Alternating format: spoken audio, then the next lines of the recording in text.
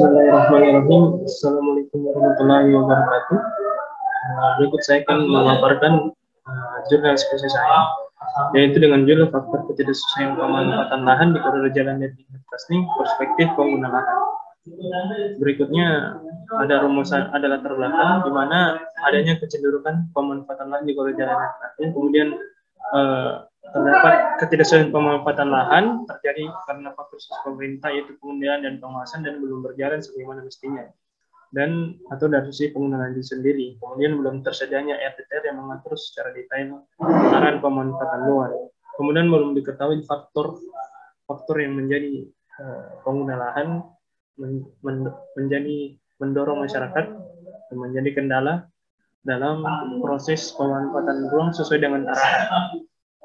Adapun rumusan masalah yaitu kopling mana yang mengalami ketidaksesuaian, kemudian faktor apa yang paling mempengaruhi ketidaksesuaian pemanfaatan lahan.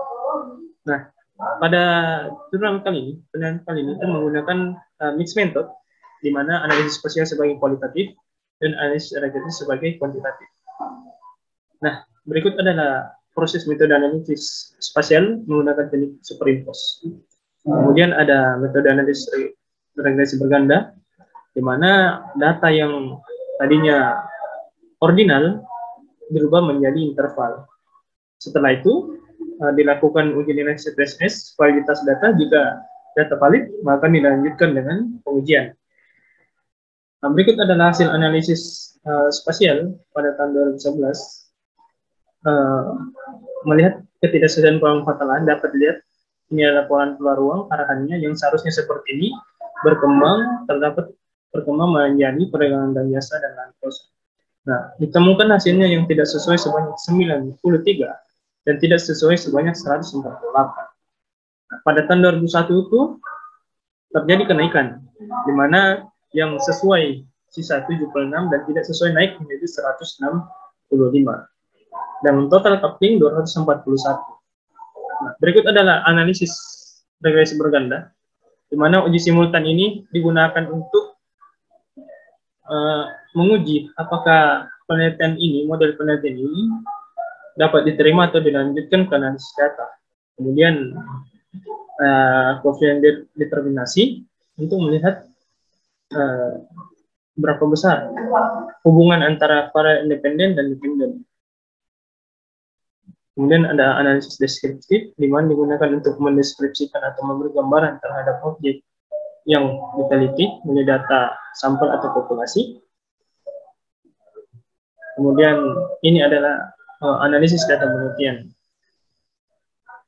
Dapat dilihat bahwa analisis data berganda digunakan untuk mengetahui ada tidaknya pengaruh variabel atau seberapa besar pengaruh yang ada.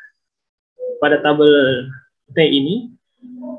T dan SIG ini, hasil dari pengujian hipotesis uji parsial UJT ditemukan bahwa yang paling signifikan yaitu ketidaktahuan terhadap LTO yang menjadi pendorong. Kemudian yang menjadi kendala itu masyarakat dalam menggunakan lahannya sesuai, yaitu biaya pembangunan.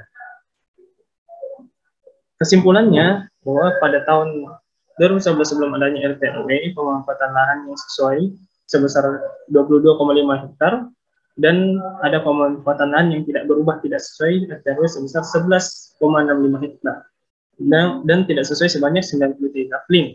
Kemudian pada tahun 2021 setelah ada RTRW Kota Makassar, terjadi dua kondisi, di mana seluas 27 hektar itu tidak sesuai dan 13,95 itu yang tidak sesuai, dan coupling tidak sesuai sebanyak 165 coupling, dan terjadi kenaikan pemanfaatan lahan yang tidak sesuai sebanyak 72 coupling.